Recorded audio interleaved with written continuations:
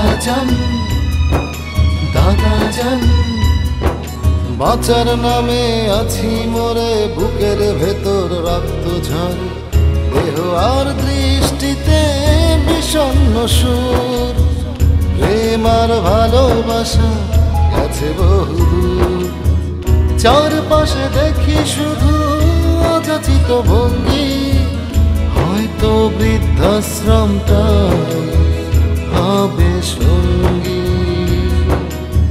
হয়তো বৃদ্ধাশ্রমটাই হবে সঙ্গী দাদাজান দাদাজান দাদাজান ও দাদাজান। এইভাবে খুঁজিলে কি আজরাইলের সাক্ষাৎ পাওয়া যায়? মৃত্যুর আগ পর্যন্ত কেহ আজরাইলকে দেখিতে পারে না। যেদিন আপনি দেখিতে পারিবেন তখনই বুঝবেন তখনই আপনার শেষ সময়। শুনছি সদকা দিলে নাকি আপদ কাইটা যায়। কি সদকা দিতে হবে আজকে আপনি স্বপ্নে আমারে জানাই দেন। আমি সদকা দিয়াই মস্ত বড় আপদ আমার মাথা থেকে যাইরা ফেলতে চাই। আল্লাহ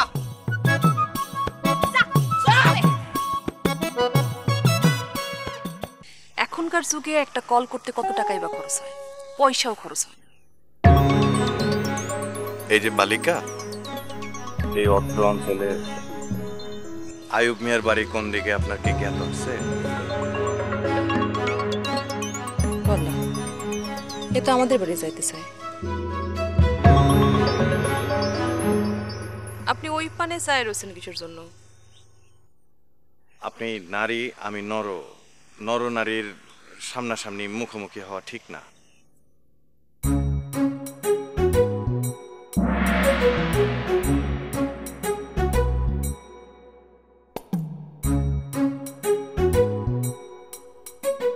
আপনি কি চাঁদের দেশ থেকে নাজিল হয়েছেন নাকি?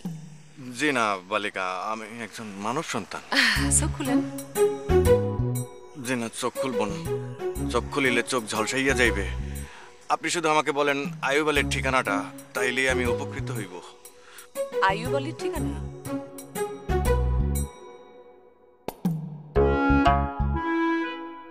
আপনি তো ভুল পথে আইছেন। আয়ুব আলীর বাড়ি তো হচ্ছে দক্ষিণে, আপনি তো উত্তরে চলে আসেন। ওই যে আপনি এবার দিয়েছেন না, ওই মোড়ে একটা পুকুর আছে দেখছেন? ওই পুকুর দিয়ে সোজা চলে গেলে আয়ুব আলীর বাড়ি। কিন্তু একজন পথিক যে আমাকে এই পথের সন্ধান দিল।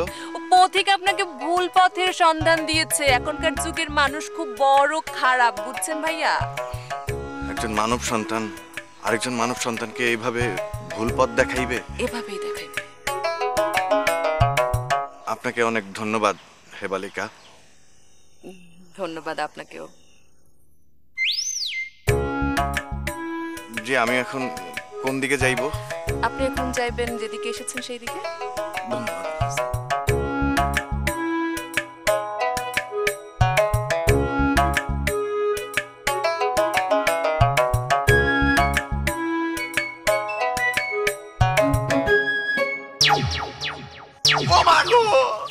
আপনি আমার সর মারতেছেন কিসের জন্য? আমার কিসের দোষ? তোর দোষ না, দোষ সব আমার না। যে না, আপনার কোনো দোষ নাই, আপনার পরিবারের কোনো দোষ নাই, আপনার বউয়ের কোনো দোষ নাই। সব দোষ আমার, আমার পরিবারের দোষ। আমি যারা বিয়ে করবো ভবিষ্যতে যে আমার বউ হবে তার দোষ। আপনি কথায় কথায় আমার জ্বর মারতেছেন। আপনার হাতে ফুসকা পড়ুক, আমার দোষটা কি সেটা তো বলবেন। তুই আমার অনুমতি ছাড়া মাইকিং করছিস কেন? আপনার অনুমতি কিসের জন্য আমি নিব? আমি কি আপনার খরচার মাইকিং করছি নাকি? কি করলি তুই? আমার খরচার মাইকিং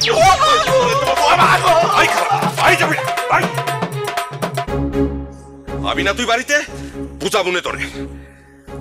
খরচার মাইকিং করস। আমার যেদিন কি ভাল লাগছে তোরে বুঝাইতে পারবো না। আমারও সেই লাগছে, তোর থেকে বেশি আমার লাগছে।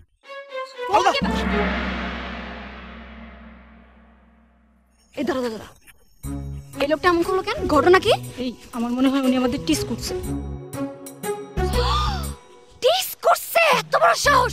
এই কি, এদিকে তাকান। জি না, সম্ভব নহে। আপনি কে? আমি কি হইলো আমি আমি করতেছেন কেন? আমাকে ওদিকে ঘুরেন, আমাকে ওদিকে ঘুরা তারপরে কথা কন। যে না ইহা সম্ভব নয়। সম্ভব নয় মানে কি? মানে কি আপনার কি লজ্জা লাগতেছে আমাকে ওদিকে তাকাইতে?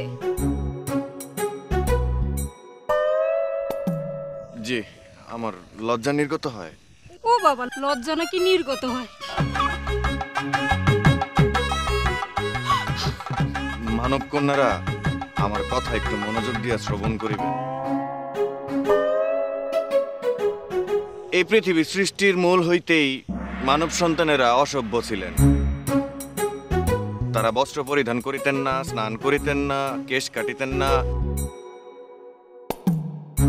তো তাহারা তাদের মনে উদয় হইল যে তারা এত অসভ্য হইয়া লাভ কি, তাই তারা সভ্য হইল। কিন্তু সভ্য হইয়া যাওয়ার পরে তাদের মনে হইতে লাগিল সভ্য হইয়া লাভ কি, এখন একটু অসভ্য হওয়া দরকার। বিশেষ করিয়া গুটি কয়েক নারীকুল। এই জোসনা, উনি কি বললো শুনছিস? আমরা নাকি অসভ্য। কি? হ্যাঁ, আমরা অসভ্য? এই যে সভ্য পুরুষ, আমরা কি অসভ্য? আমরা অসভ্য হয়ে যাইতেছি? হ্যাঁ, কি সি করতেছেন? কি চাক্ষুষ প্রমাণাদি তো সামনে উপস্থিত। এর চাইতে বড় প্রমাণ তো আর বিশ্ব ব্রহ্মাণ্ডে হইতে পারে না।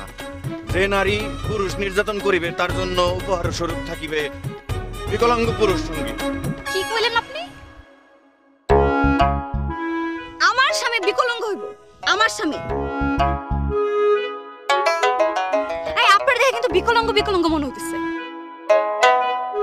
একটা কাজ করি, চলেন আমি আপনার বিয়ে করে ফেলি। যেহেতু বিকলাঙ্গ বিয়ে করতে হইব, আপনারই বিয়ে করে ফেলি। আপনি ঠিকানা দেন, ঠিকানা দিতে কও, ঠিকানা দেন, ঠিকানা দেন। আপনার বাপমার কাছে যে বলবো, মানে আপনার মায়ের কাছে যে আমি বলবো যে আমি তো আপনার নতুন বৌমা, আসতেছি, শাশুড়ি আম্মা, আপনার বিকলাঙ্গ ছেলেকে আমার হাতে তুলে দিন। দেন দেন দেন। আপনার আমার ঠিকানা নাই। ঠিকানা নাই মানে কি? আপনি কি যা যাবেন নাকি? শুনেন, আপনার একটা ঠিকানা মানে দেবো, চলেন চলেন। বস্ত্র ছাড়িয়া দেন, এটা কিন্তু অভদ্রতা। আচ্ছা, অভদ্রতা? অভদ্রতা যদি হয়ে থাকে তাহলে একটু আগে তো বললেন আমরা অভদ্র। আপনার সাথে কি ভদ্র ব্যবহার করবো আমরা? আমাকে ক্ষমা প্রার্থনা করছি, আমাকে মার্জনা করিবেন না। ক্ষমা প্রার্থনা করা যাবে না, মার্জনা করা যাবে না। আপনাকে তো নিয়ে যাব, আমার স্বামী বিকলাঙ্গ হবে আর আমরা যাতে সুস্থ স্বামী পাবো না, সেহেতু আমি ঠিক করছি যে আমি আপনাকে বিয়ে করবো, আপনাকে স্বামী বানাবো, আপনি আমার স্বামী হবেন। এই কই যান আপনি? এই দাঁড়ান, শুনেন, আপনি আমার স্বামী হবেন।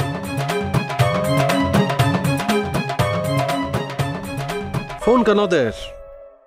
কি ইম্পর্টেন্ট কার খবর হইম আর শ্বশুর আব্বা মরে গি। আরেকখান মিস কল দি।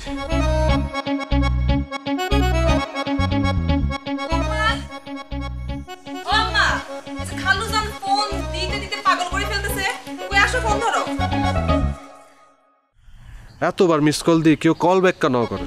উফ, আর শ্বশুর বাড়ির ব্যাগজন কিপটা। আম্মা, এই আসো তাড়াতাড়ি। হ্যালো আদিবা, তুমি ভালো আছো? আসসালামু আলাইকুম খালুজান, কাইফা হালুকা। কাইফা হালুয়া? এ কি ওর কাইফা হালুয়া? কি হইতে লাগুদিন? কি বলছো? হালুয়া না খালুজান, হালুয়া না, কাইফা হালুকা। মানে আপনি কেমন আছেন? ওই যে আব্বা যখন সৌদি আরব থেকে আমার ফোন দেয় না, ফোন দিয়ে আমাকে আরবিতে জিগায় কাইফা হালুকা আমার আম্মা জান। কাইফা হালুকা মানে হচ্ছে আপনি কেমন আছেন আরবিতে। কেমন আছেন আপনি? ভালো নাই রে মা, ভালো নাই। আচ্ছা আদিবা, তুমি আমাকে একটা কথা বলবে? এই তোমার হার্ট দুর্বল না তো?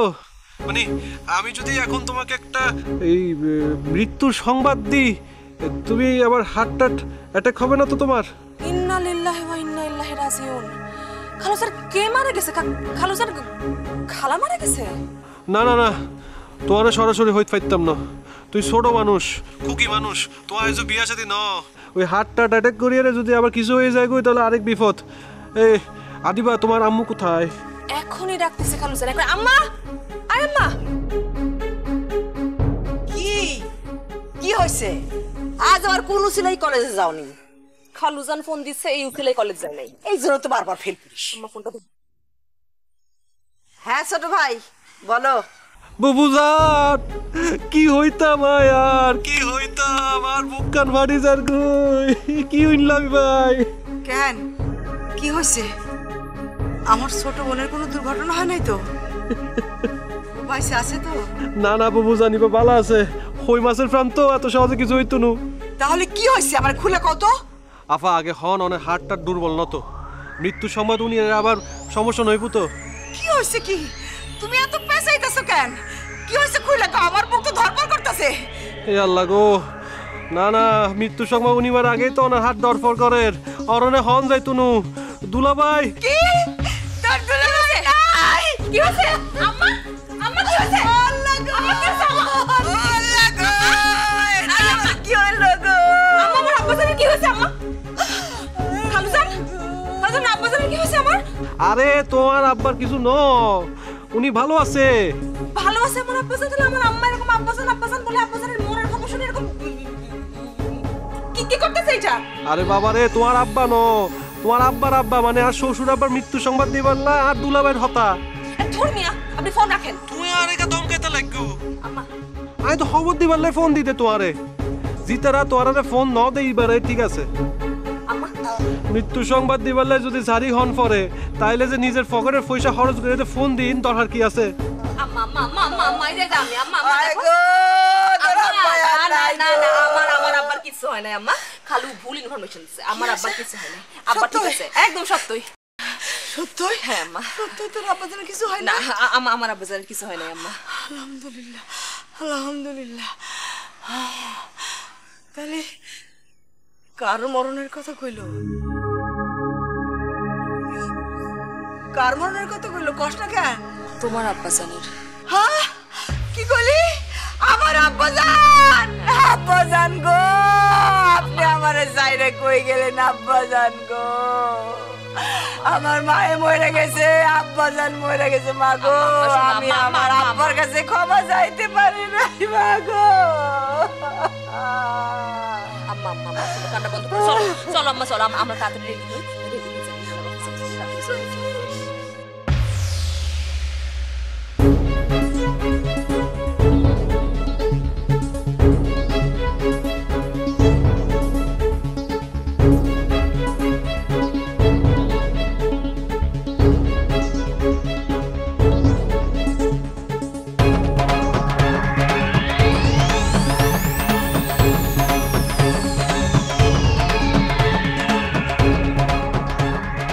মারাই আই আই লাড়ি সারা ভাইজান আপনারও আই দেন লাড়ি দে আইছি আমি সর আব্বাজান আব্বাজান দরজা খোলেন দরজা দিয়ে খোলেন তো বসে দেখেন না বাইরে আছে বহুত সহ্য করছি আজকে বুঝে পড়ে আপনার লাগে বাইরে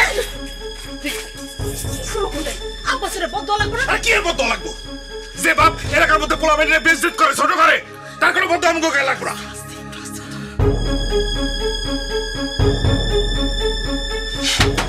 আব্বাজান আব্বাজান দরজা খোলেন এলাকার মানুষের সামনে মুখ ইজ্জত খাইছেন মরার আগে নিজের খরচার লিগে মাইকিং করেছেন আর কত প্রমাণ করবেন খোলেন দরজা খোলেন হাই তুমি চুপ করো সুজনের মা আজকে একটা বোধ আমরা করেই ছাড়ো প্রিয় আব্বাজান কিছে হ্যাঁ সুজনদা তুই শুনছ না হাই আপনাদের দরজা খোলেন আব্বাজান আব্বাজান আপনি শান্ত হন চাচাজান আপনিও শান্ত হন আমি দাদা জানার কথা বলতেছি তুই কি কথা কবি দরজা খুলতে না দাদাজান দাদাজান দরজাটা খুলেন দাদাজান আমার কথাটা শুনেন দাদাজান দরজা খুলতেছেন কেন আয় সুজন দেখ তো গলায় ফাঁস দিয়ে আমার মরে গেল নাকি আমার জানি কেমন টেনশন লাগতেছে এর আগেও তো আব্বাজান দুইবার ফাঁসির জন্য চেষ্টা করছিল যেমনে কইরা খরচের মাইকিং করছে আমার তো মনে হচ্ছে এবার বুঝে আব্বাজান সত্যি সত্যি ফাঁসিতে ঝুললা পড়ছে আব্বাজান দরজা খুলেন কথা কিন্তু মিশা না যেহেতু 4 দিন পর শুক্রবার আমার কাছে মনে হইতেছে দাদাজান প্ল্যান করে সুইসাইড দেখাইছে যাতে তোমাকে সবারে খরচা অনুষ্ঠান করা লাগে ওরে সুজেন না দরজা ভাঙ ভাঙা দেখ ভিতরে কি অবস্থা যা শাবল দেখ যা পাক নিয়ে আয়, তোর দিয়ে নিয়ে আয়, যা যা বাবা যা আরে যা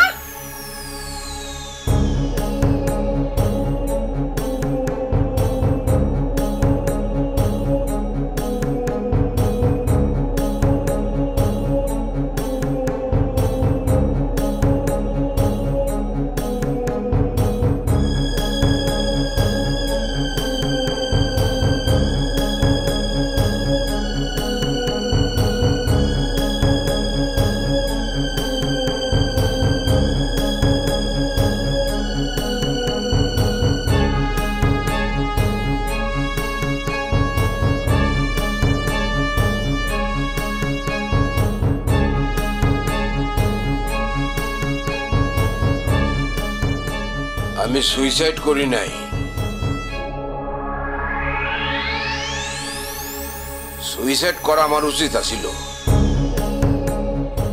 ভাবছিলাম গলায় দড়ি পেঁচাইয়া লটকে পড়বো, কিন্তু মরণের ডরে আমি মরতে পারি নাই।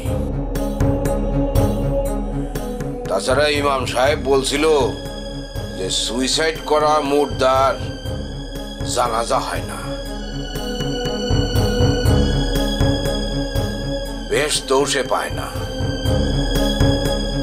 আরেকটা বিষয় হইতেছে, আমি যদি সত্যই সুইসাইড করতাম তাহলে সেই অভিযোগে আমার বংশধর সবাইরে কোমরের রশি বান্ধা থানায় নিয়ে যাইতো।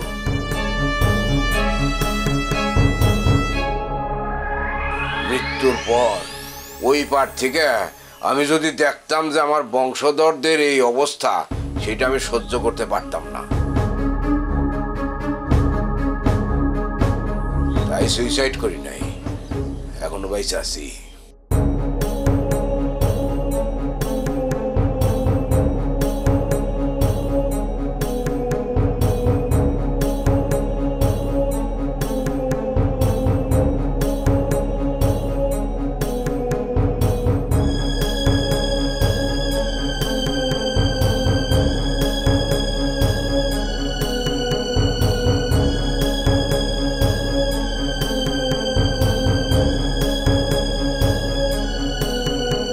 আমাকে মান সম্মান নিয়ে আপনার খুব টেনশন আছে, তাই না?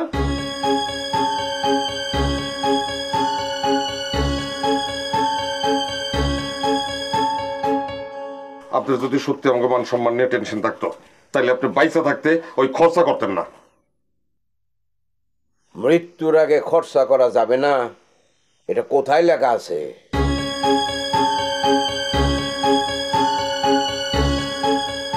আমার ইচ্ছা হয়েছে এতদিন গ্রামের যাদের সাথে চলাফেরা করছি, হাটে বাজারে দেখা সাক্ষাৎ হয়েছে, তাদেরকে ডাইকা একবেলা খাওয়াবো এবং বলবো যে আমার যদি কোনো ভুল ত্রুটি হয়ে থাকে তাহলে যেন তারা আমারে ক্ষমা করে দেয়। এখানে দোষের কি আছে? তো মরার আগে খরচার অনুষ্ঠান কইরা আপনি এলাকাবাসীর কাছে কি প্রমাণ করতে চাইতেছেন? চাইতেছেন এটা প্রমাণ করতে যে আমরা আপনি মরে গেলে খরচার অনুষ্ঠান করুন না? হ্যাঁ, না করবা না তো। যদি করতা তাহলে তো জীবিত অবস্থায় আমার এইটা সেইটা একটু খোঁজ রাখতা, আমার সুখ শান্তির দিকে নজর দিতা, তা তো দেও নাই।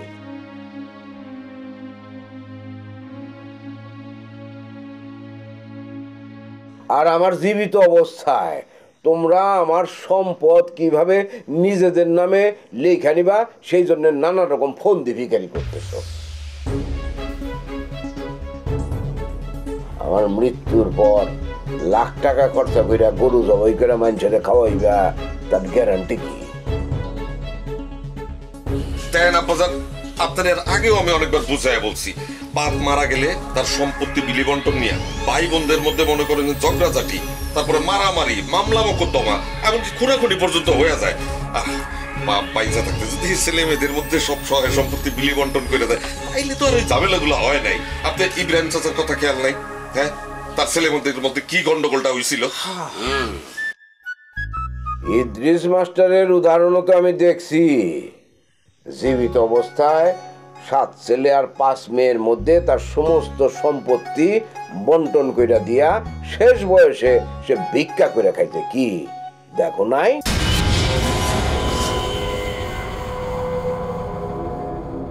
সারা জীবন ধন সম্পত্তি শুধু উপার্জন করছি কাদের জন্য? আমার ছেলে মেয়েদের জন্য। নিজের স্বাদ আহ্লাদ পূরণের জন্য একটা পয়সাও কোনোদিন আমি খরচ করি নাই। তাই আমার ইচ্ছা হয়েছে এই এলাকার যত গরিব দুঃখী বন্ধু বান্ধব আত্মীয় স্বজন যারা আছে তাদেরকে আমার মরার আগেই আমি এক বেলা খাওয়ায় যেতে চাই ভালো করে।